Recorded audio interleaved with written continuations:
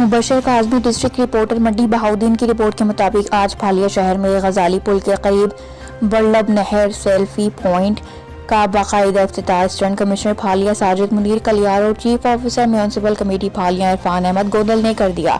یہ پوائنٹ اپنی مدد آپ کے تحت تیار کروایا گیا۔ اس پوائنٹ کے بنانے کا مقصد اہلیہ پھالیاں کو تفریحی مواقع کی فراہمی اور حب الوطنی کو فروغ دینا ہے تاکہ ایک صحت مند اور ذمہ دار معاشرے کی بنیاد رکھی جا سکے۔